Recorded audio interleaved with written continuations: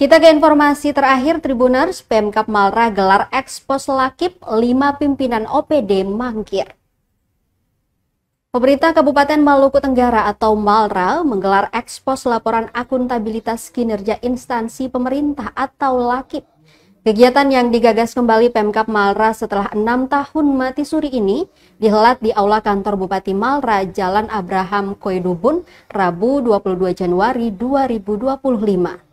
Kegiatan Ekspos Lakip 2025 dihadiri oleh PJ Bupati Malra Samuel Huwae, PLT Sekda Malra Nurjanah Yunus, tim asistensi Pemkab Malra Nikodemus Ubro dan Felix Bonu Tetol, juga staf ahli Bupati Teresia Tamge.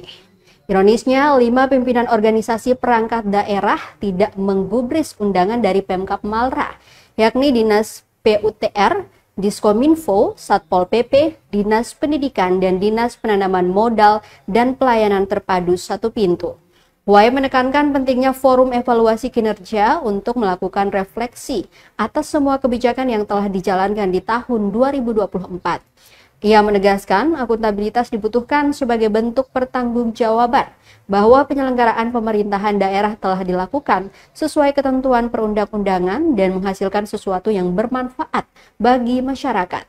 Dikatakan jika ada target kinerja yang belum dapat dicapai, maka setiap perangkat daerah harus dapat menganalisa faktor-faktor yang menghambat pelaksanaan program atau kegiatan tersebut. Kinerja pemerintah daerah, lanjut Huwae, merupakan agregat dari kinerja perangkat daerah karena sesuai ketentuan urusan-urusan pemerintahan dijalankan oleh perangkat daerah. Maka kekuatan dan kekuatan itu harus terus diperbaiki, terutama tata kelolanya, agar senantiasa upaya untuk menjalani tugas memerangi perannya.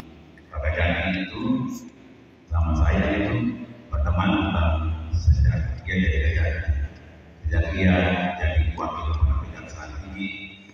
Download Tribun X sekarang, menghadirkan lokal menjadi Indonesia.